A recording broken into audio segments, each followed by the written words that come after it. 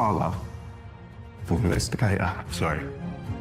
Opening my contacts book for the first time to reveal the secrets of what it really takes to be a murder detective. There was a huge amount of media interest. On the front line, exposing how we solve the most heinous of crimes. That scene will sit with me for the rest of my life.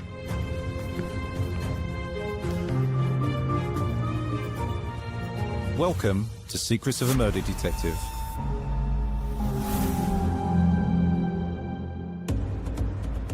The murders of Cyan Blake and her young sons Zachary and Amon in December of 2015 was one of South East London's most horrific cases. I'm meeting one of the senior officers on the case to discuss what really happened, the pressures, the setbacks, and the eventual methods that brought the killer to justice. Richard Leonard, former Detective Chief Inspector of Metropolitan Police, dealt with many investigations, but never have I ever dealt with an investigation where a mother and her two sons have been killed. And I think it's something you never forget. This is also a deeply personal story to me, as I was part of the murder team that worked on the case. Richard, good to see you. Thanks for coming in. Richard, the case we're going to talk about today is one that we both worked on back in late 2015, early 2016. As a murder investigation team, you don't just deal with murders, you often get given high-risk missing persons to look at and help the local police officers. And a report came in about a missing person. It was a lady by the name of Cyan Blake. Yeah. What's your memory of that? Emergency which service? Cases that normally the case with things like this, we were actually on call team. She'd been missing for a couple of weeks by that point, with her two sons. My understanding was that the borough commander for Bexley had seen a news item where it had been highlighted that Cyan was missing with her two sons. And they made contact with the specialist crime on-call desk. As a murder investigation team, you don't just deal with murders, you often get given high-risk missing persons to look at and help the local police officers. Sometimes, if you've got real concerns that somebody may have come to harm, then you take over that missing person inquiry. When it first came in, there were a few things that started to worry me, and I know we were having discussions on the team. There was something in that at very early stages, Yeah. I think this doesn't yeah. feel right. So Cyan lived in Belvedere, which is on the border of Kent and South East London. She lived there with her partner and her two sons, Zachary and Amon. Cyan had seen a deterioration in physical health over the previous 12 months or so, and she'd recently been diagnosed with motor neurone disease, and there was a very significant deterioration in her health, which led to her being unable to leave her home on her own, and she also struggled to look after her two sons without assistance. She was incredibly close to her family, who all lived in North London, and would speak to her mother on a daily basis. Cyan hadn't spoken to her mum for a couple of days, who then informed the police, and it was raised as a missing person inquiry. You mentioned motor neurone disease. That was one of the red flags for me. Absolutely, yeah. She really struggled to, and to be missing with her boys on her own for 2 weeks, no contact with her family, no one had heard from her at all. Usually when an investigation begins, the media tend to get involved later. But in the case of Cyan, Zachary and Amon, the media were already involved. They were already reporting the missing person case. One of the reasons why it became so high profile in the first place was because Cyan was an actress and she'd appeared in EastEnders for a period of time. Yeah. And it was that got the press interested, that EastEnders actress gone missing. Now that presented us with possibilities because we could use that publicity to try and reach Cyan, but it was a double-edged sword, wasn't it? It was a double-edged sword because there was a huge amount of media intrusion and media interest.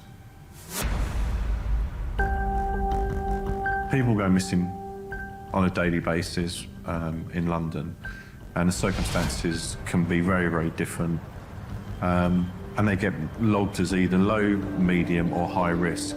Now, when the police took the first report, it was originally logged as a medium risk, because Cyan, because of the nature of her physical condition and her health and the age of her two sons, it should have been a high-risk missing person from that point.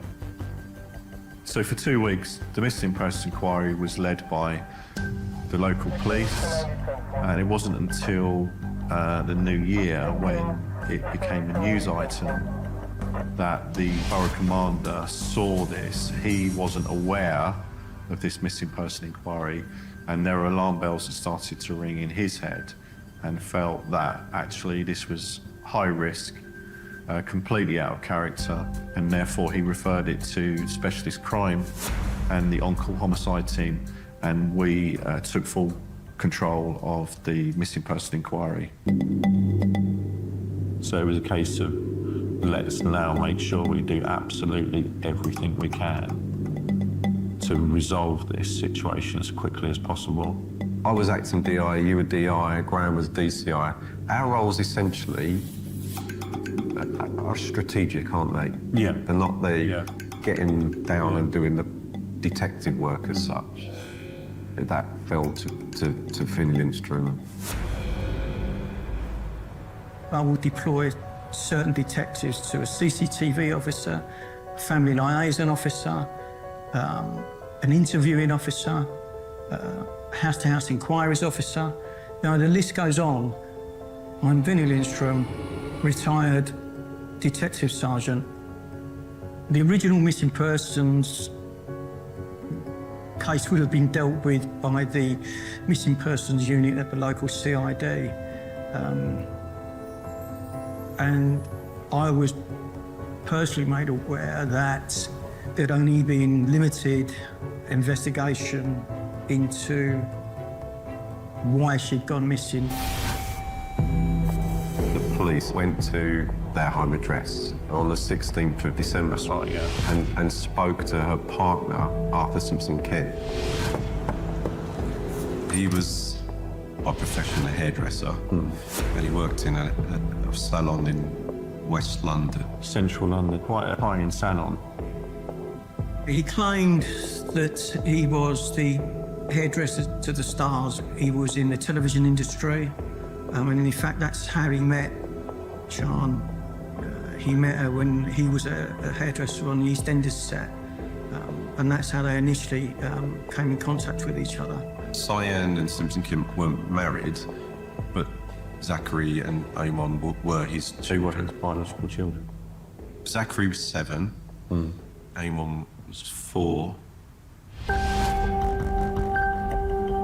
When local police officers attended and spoke to Arthur Simpson Kent, he told them that Cyan was still processing her diagnosis of motor neurone disease, and she'd gone off to Norfolk with the boys to be with a friend. Part of their investigation, initial investigation, was that they would have to search the house.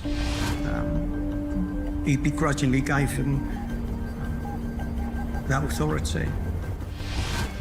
They searched the house as best they could, and they found nothing untoward.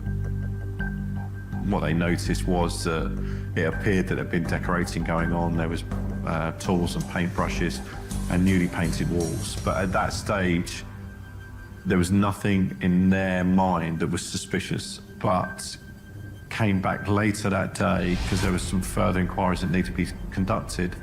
When they came back to the address, it was in darkness and no one was there. It appeared that Arthur Simpson Kent had now left the address as well.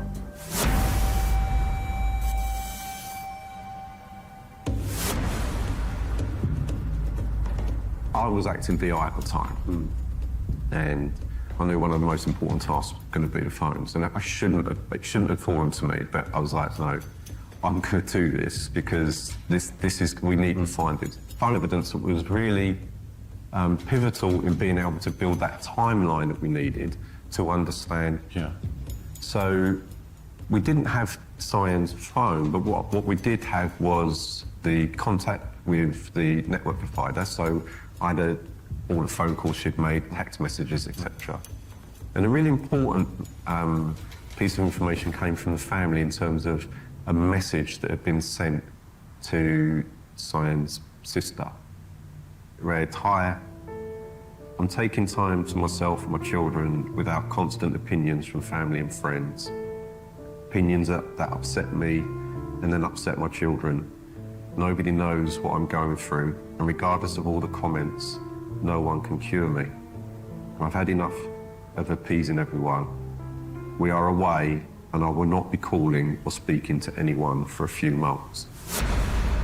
That became very suspicious because for her to send that message, well, a text message, was completely out of character for Cyan. We became aware very early on in the investigation that Sean was suffering from motor neurone disease. In fact, a few days prior to this, she met with the doctor, the specialist doctor that was dealing with her case, and we knew that she had been informed during that meeting that she probably had only a year to live.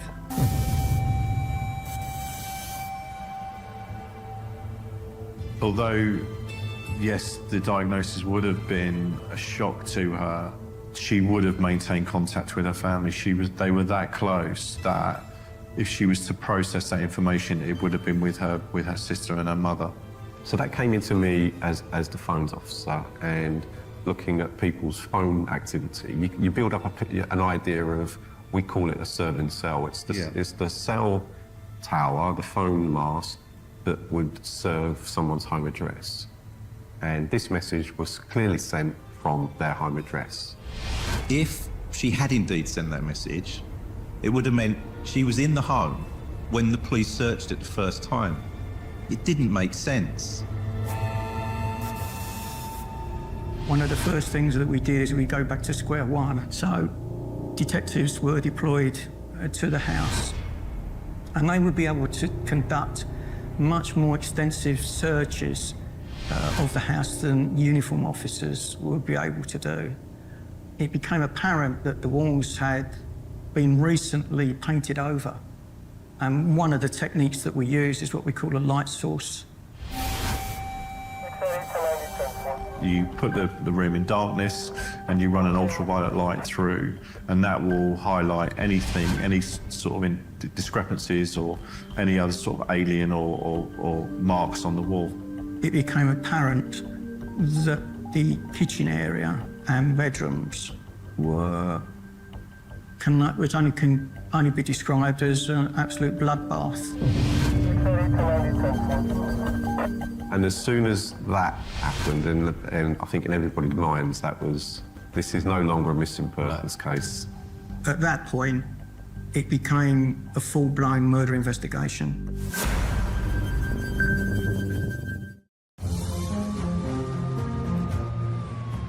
When suspects try and clean up a crime scene, the washing away of the blood may mean that to the naked eye it can't be seen. But using special lights and luminol, that blood staining can be identified, and it can be quite impactful evidence.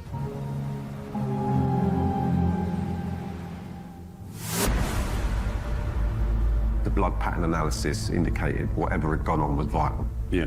It wasn't drips of blood. No. It was blood spatter. The nature of the spatter is never a good sign, as we both know. But there's always that vague, cross fingers hope that this is not what we think it is. But with no bodies, the search went to the garden. Police dogs are trained to sniff out a wide range of items, odours, smells, etc.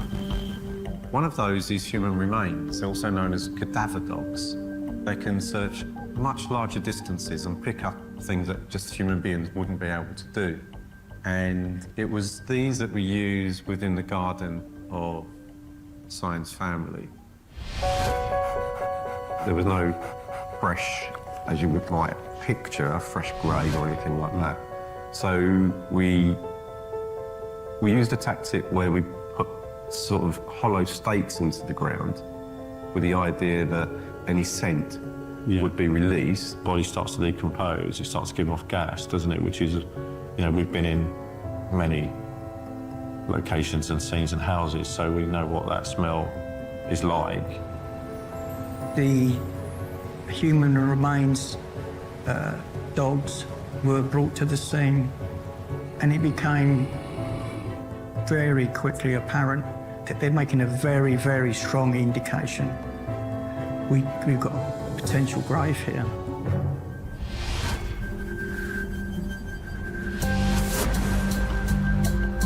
That's not good. This isn't a good sign. No.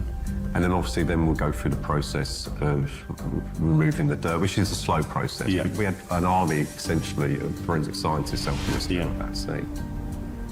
And then a forensic tent was obviously delivered to the premises, and that was erected in the rear of the garden over where the dogs had made the indication that there was human remains there. Specialist police search teams dug down, and it became very apparent very quickly that this area had been disguised with branches and leaves. But once that was cleared away, we could see that the ground had recently been disturbed. The mood changes within the crime scene. They had only gone down a short distance, very short, inches, when they came across a concrete slab, like a paving stone. Then we lifted the slab. And then we made the discovery that, one, we weren't expecting, and two, we didn't want to find. And that was that in that garden was Cyan, Zachary, and Amon. Yeah. I mean, I feel like I'm welling up now. That to me was probably one of the hardest parts of my career. Yeah, it was incredibly difficult. As a father, an investigator, Sorry. can you talk? Because It was the worst news you could expect. It was horrible, and there'd been obviously 3 of them who murdered in horrific circumstances.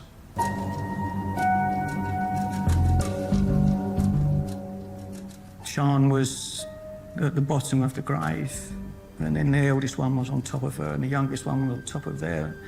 One thing that struck me was that they was all in the fetal position. And it's kids that are involved. That thing sit with me for the rest of my life. And then it was like, we're going to have to tell Cyan's family that we found all 3 of them. And as you can imagine, as a family, that's not the news that you want to hear.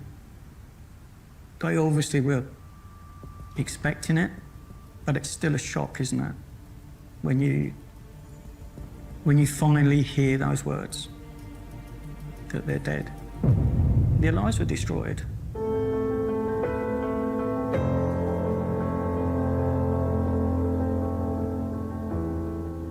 in this case, the post-mortems of Cyan, Zachary and Amon all took place at the same time.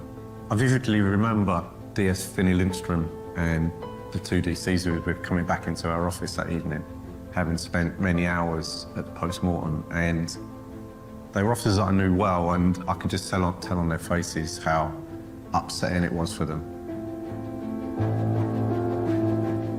Without a doubt, that's the hardest post-mortem I've ever done.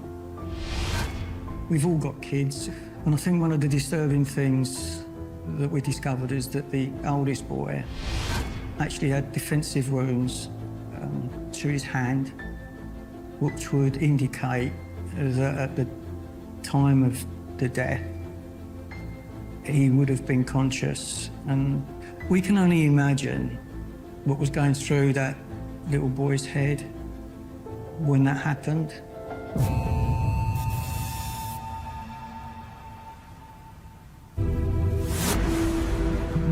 Arthur after Simpson Kent, he was our prime suspect. In fact, he was the only person we were looking at. We were convinced 100% at that stage that Arthur had killed Cyan and the two boys. She was murdered by her partner and father of her two sons. So what was important for us is that we built up a picture of the family, their lifestyle. When we spoke to her family and her friends, they always described her as being a friendly and caring type person, and she was devoted to her children. And she was just a nice person. From all the intelligence that we gathered from friends, families and acquaintances, it became clear that he wasn't a nice person. And in fact, the relationship between him and Sean's family had virtually completely broken down. I think he was described as being quite the charmer, a bit of a ladies' man, sort of described as a really strange character, but not, violent. There was no warning signs at that stage that there was a level of violence within him. Cyan had a diagnosis for motor neurone disease. I recall that after the diagnosis, there was quite a significant decline in her physical health. So she was incredibly reliant on Simpson Kent. And it looked, at that point, it appears that he's then started to become really, really controlling towards her and the two boys. That sense of control is really quite important when it comes to any violence within a family, isn't it? Because it tends to stem from that need to exert control.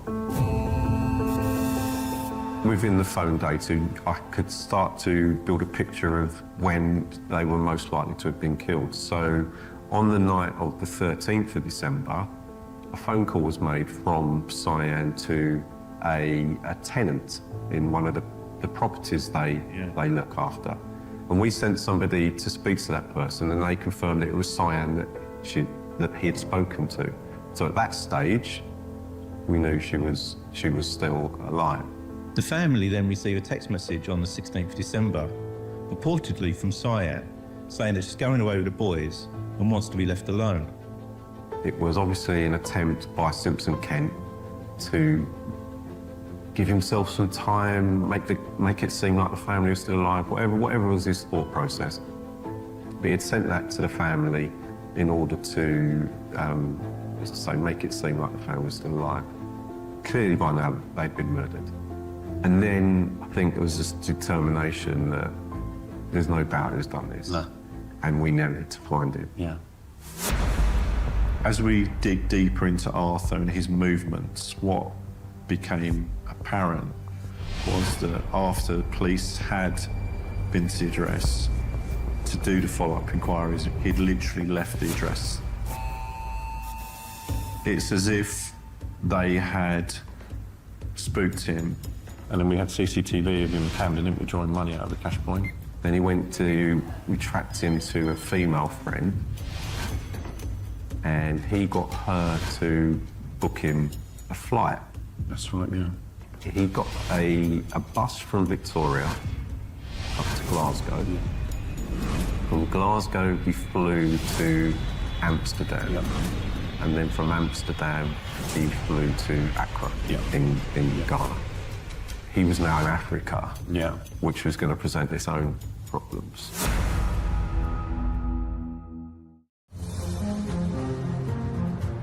Simpson Kent was now in Africa, which presented its own problems. And it was also becoming an even bigger story for the press. We had negatives and positives, I would say, from that media involvement. For instance, they decided to form a narrative that the police investigation, in the word of one of the newspapers, was bungled. Now, it wasn't, but what they were doing, essentially, they were conflating two things.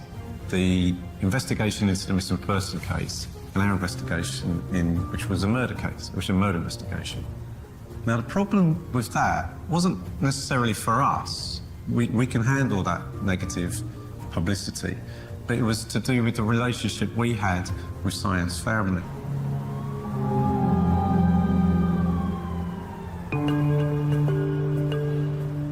I think the issue you've got with the media is they don't differentiate. They look at the Met Police as like one big, huge entity. If I sort of reflect on it myself, I would have been angry with what happened at the beginning. You know, if that was my sister and the way that was dealt with, I would have been incredibly angry. I think the fact that we were very, very transparent with Cyan's family and kept them fully engaged in what we were doing helped, because they were very appreciative of all the work that was being done.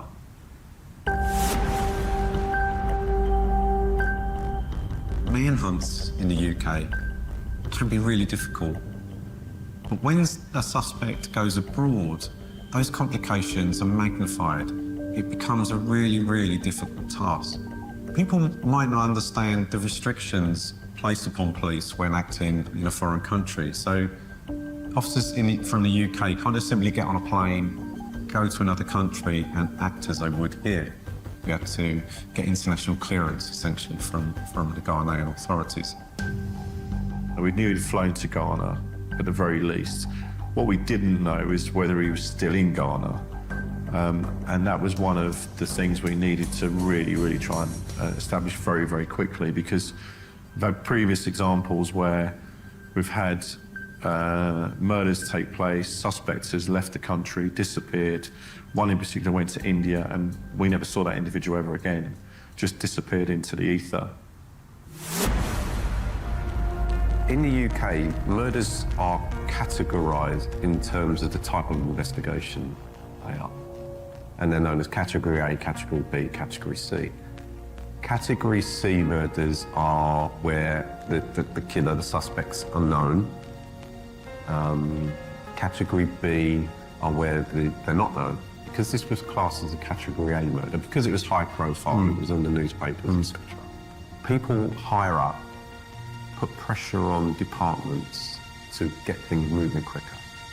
Eventually we managed to get the authority, and it's DCI Graham Gwynn and DC Paul Lapthorne. They go out to be the liaison for us out there. It was very high-paced, and there was an awful lot going on. My name's Paul Lapthorne. I was a detective within Homicide for over 20 years. I'm reasonably good with people. We knew that going out and liaising with the Ghanaian authorities, Interpol, the High Commission, there were going to be a lot of people that we needed to ensure that we were able to develop and maintain really fast and effective working relationships with. We started to build an intelligence package and picture about Arthur Simpson Kent. He'd actually been born in Ghana, his mother was Ghanaian, his father was English, but he'd literally gone back to his roots. Quite often in these cases, it's often the father kills his family and then goes on to kill himself. I think we had these discussions. Was he going there as his birthplace? That's where he was born. Yeah. Was he going there as almost, well, I was born there, am I going to go and... Yeah. What was in his head? What was he thinking? So we were met at the airport by colleagues from Interpol. We then were taken to the main police headquarters in Ghana. It's a different kind of setup in Ghana. You have to understand that their policing style is somewhat different to ours, and you also have to adjust to the speed at which they are able to work and respond to certain information. We had no real leads as to where he was going to be. So one of the advantages we had is the press media coverage, and we use that to our advantage in terms of putting the feels out to people in Ghana. The Met in general started getting reports from the expat residents in Ghana telling us about potential sightings of him. I recall there being one significant sighting of him on New Year's Eve where he was seen partying in a bar and described as not having a care in the world and drinking and smoking and appearing to have a great time in the new year. And I remember at the time thinking, well, he ain't gone out there to kill himself.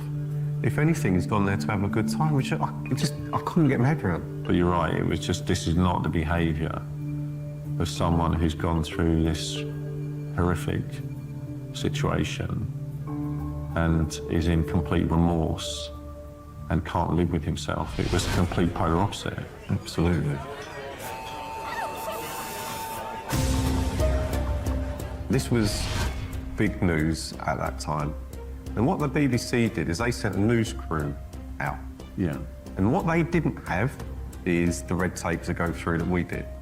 So we switched on the news one day and there was a news reporter at the location where the New Year's Eve party was. Not only do we need to catch him quickly anyway, we have to locate him before the BBC crew does, because we will look like a bunch of idiots. Yeah.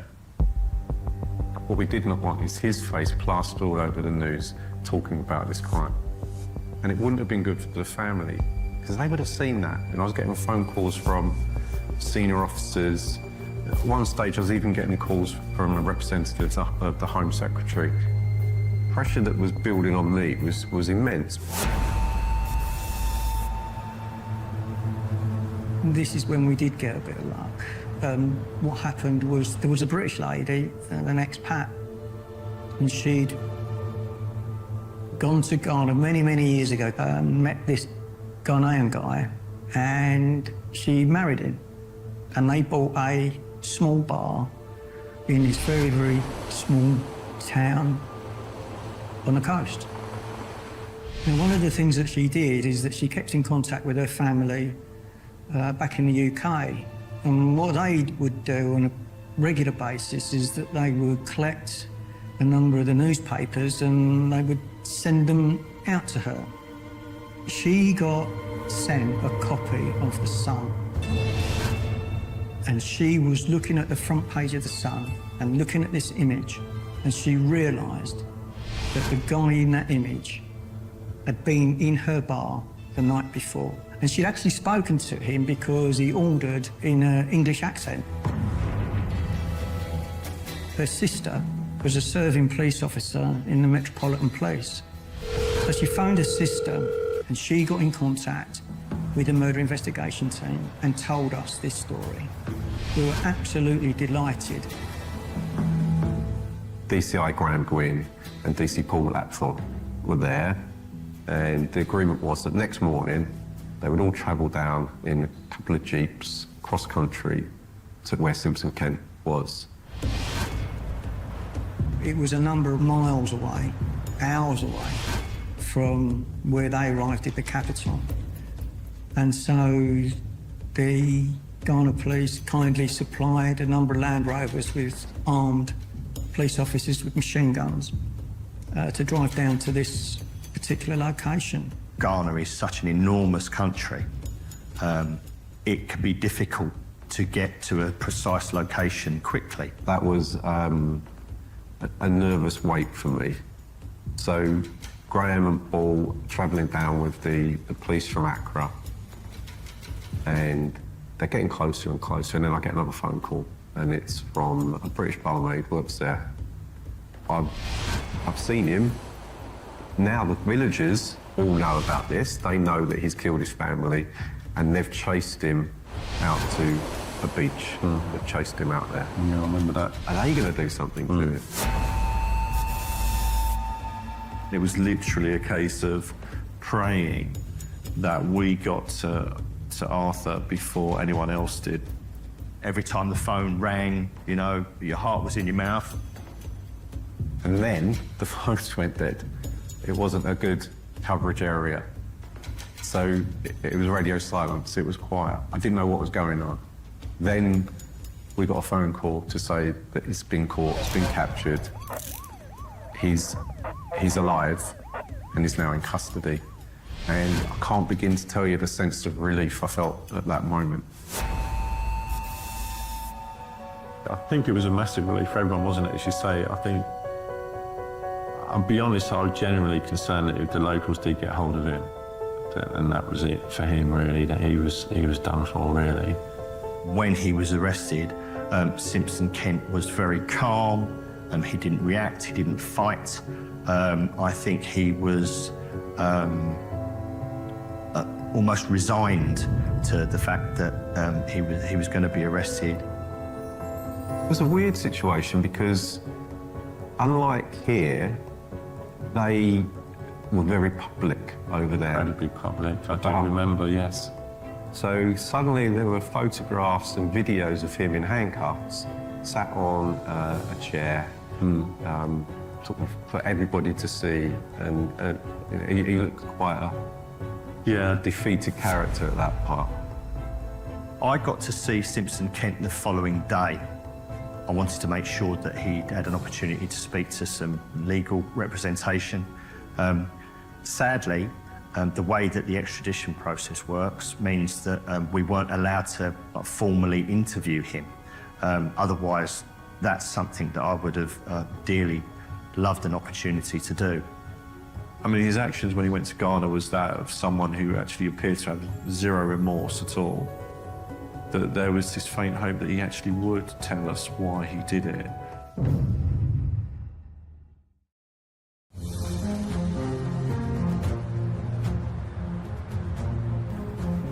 If a suspect for a crime flees abroad, in order for UK police to get that person extradited back to the UK, there's certain steps they have to go through. First off, they have to get the Crown Prosecution Service to essentially authorise a charge. You have to be ready to be able to go to court and have a trial before you can get someone extradited back to the UK.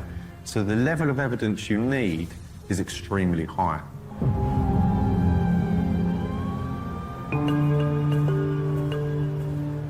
We've got CCTV of him leaving the car, going to a cash point, going to friends, going to Heathrow, getting the bus, getting on the planes, etc. All of that got served to the Ghanaian police. A morning or two later, all our evidence is in a national newspaper. And there on the front page was the CCTV still of Arthur Simpson Kent drawing money out of a cash point in Camden.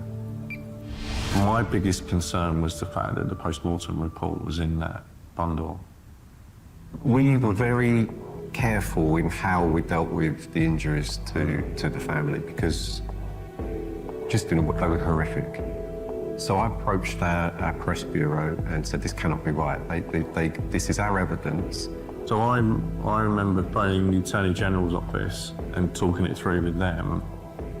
They said because of the judicial process that we were now in full flow in, that if they published anything else, they potentially could tempt a court. So I phoned up the crime editor for the paper, just said, yeah, just seen it. There'll be nothing more published. On the 26th of January 2016, an extradition hearing that took place in Accra, in Ghana, agrees to extradition of Arthur Simpson Kent for him to be returned to the United Kingdom. On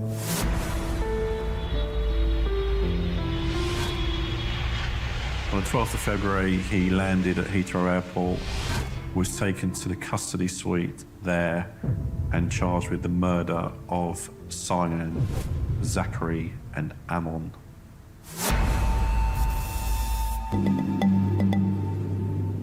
I think we was pretty confident in terms of, as you say, in terms of the evidence that we had against him, that there was going to be no issues in getting a guilty verdict on this. In most murder cases, the defence will explore possibility of some kind of psychological defence. And I think we were prepared for this. He was psychiatrically assessed by a consultant forensic psychiatrist who actually identified that Simpson Kent did have capacity and did have insight in terms of the actions that he committed.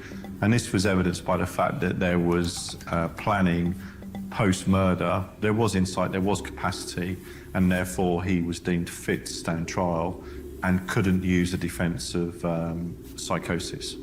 So now Simpson Kent had two options. He went to trial, tried to persuade the jury that he was innocent, which was difficult, which was going to be difficult, or plead guilty, and he elected to plead guilty. On the 10th of June 2016, Arthur Simpson Kent entered a guilty plea of murder on 3 counts.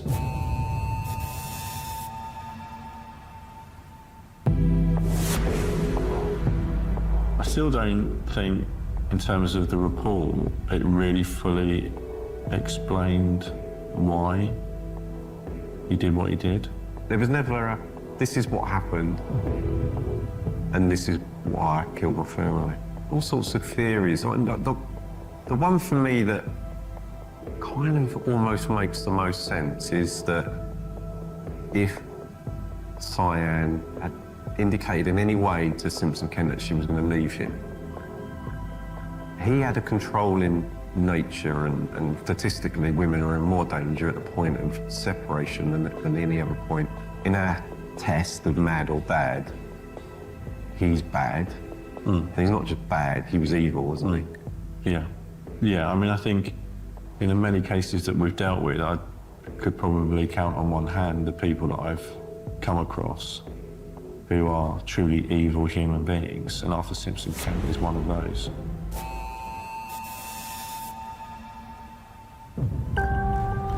In the UK, if a person is found guilty of murder, there's only one sentence they can be passed, and that is a sentence of life imprisonment. But rarely does life mean life. So then it came down to sentencing. There's a difference between what you hope for and what you expect.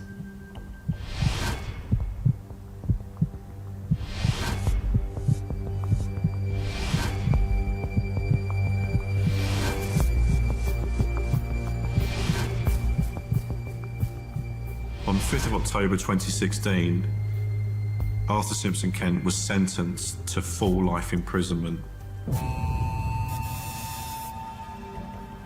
So the decision ultimately was that Simpson Kent will never be released from prison. He was given a whole life tariff. It was the best result we could have hoped for. You know, murdering anyone is bad enough. Murdering children as well always creates more impact and is always more devastating. And so I think it was entirely proportionate to his actions. In the UK, presently, there are around 70 prisoners that are serving a whole life sentence. Roughly around 2 a year will be given this sentence. In the UK, there's probably around between 700 and 800 murders a year. So you can see from that the small percentage that would be given one of these whole life sentences.